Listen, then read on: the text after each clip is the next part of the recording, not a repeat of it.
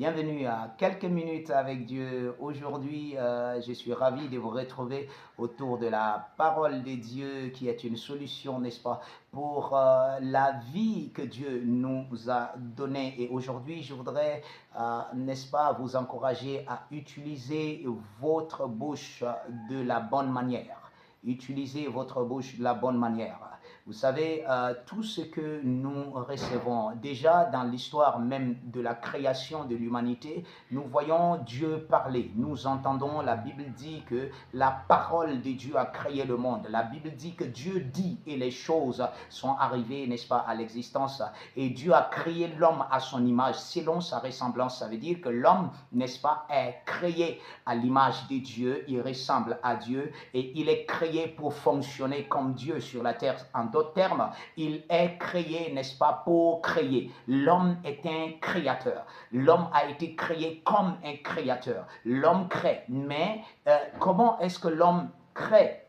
Par la parole, par la parole. Donc la bouche que vous avez n'a pas été créée. Votre bouche n'a pas été faite pour vous, simplement pour manger ou bien faire d'autres choses, mais aussi pour créer. Et vous devez, n'est-ce pas, savoir utiliser votre bouche pour créer les choses dont vous avez besoin. Comme Dieu a créé ce dont il avait besoin. Dieu avait besoin de la lumière et il a créé la lumière. Dieu avait besoin, n'est-ce pas, de tout ce qui existe. Dieu les a créés par sa parole. Je vous lis une écriture dans 1 Pierre, le chapitre 3, le verset 10.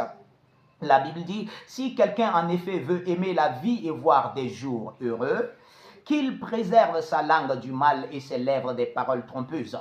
Regardez, il préserve sa langue du mal et ses lèvres des paroles trompeuses. Si vous voulez voir des jours heureux aujourd'hui, nous voyons tellement de gens dire n'importe quoi, n'importe comment, juste relâcher des paroles tellement négatives. Et notre monde a été fait de telle sorte que ces paroles trouvent leur place. Vous savez, si vous amusez avec des paroles négatives, ça amuse la galerie, ça amuse. En fait, les gens sont contents. Ils aiment écouter des gens dire des bêtises. Si vous insultez les autres, si vous dites du mal des autres, mais les gens sont prêts à écouter cela et ils rient avec, ils sont contents, n'est-ce pas, autour de vous. Ça, c'est le système du monde et ce système est défaillant. Ce système vous détruit. Si vous utilisez le langage du monde, vous dédaignez les autres, vous parlez mal des autres, vous méprisez les autres, vous insultez les gens, alors vous allez vivre dans cette dimension. Vous serez surpris que les choses vont vous tomber dessus de partout parce que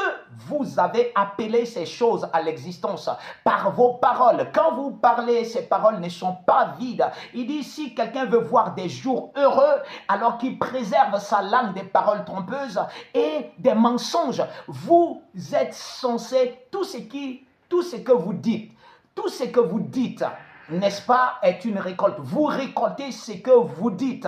Vous devez être conscient en tant que chrétien et choisir, n'est-ce pas, vos paroles.